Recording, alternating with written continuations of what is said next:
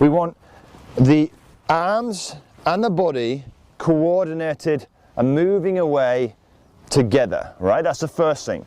The second thing we want is when they do move away together, we want a few lines in play.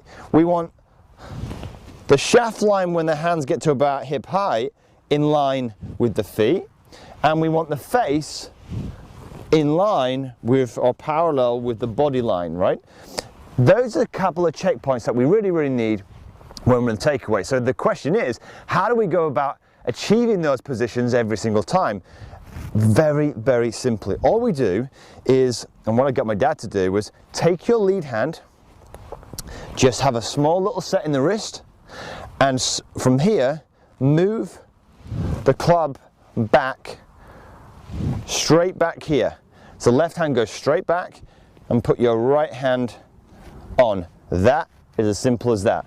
Very different to the person who moves this. Now, what's happening here? What you've got to remember, this golf club is a lever. There's a top end and there's a bottom end. If you move the bottom end, the top end moves out here.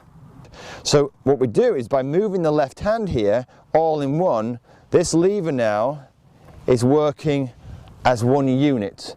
It's only when it gets to about here that we're going to allow the wrist to hinge, and suddenly as that lever goes down, the head goes up.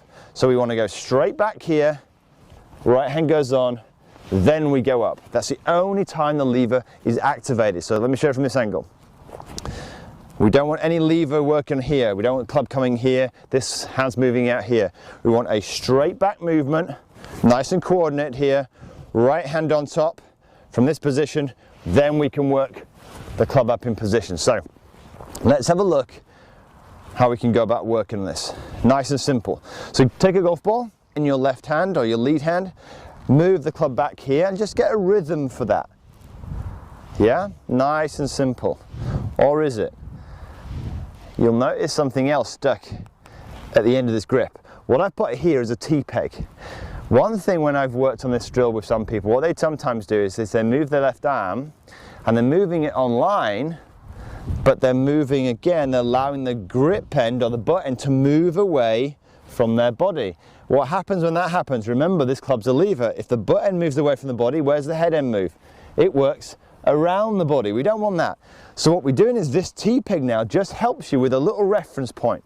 As you move your left hand back on its own here, with this little hinge, you're simply keeping that T-peg nice and close to your body. You'll notice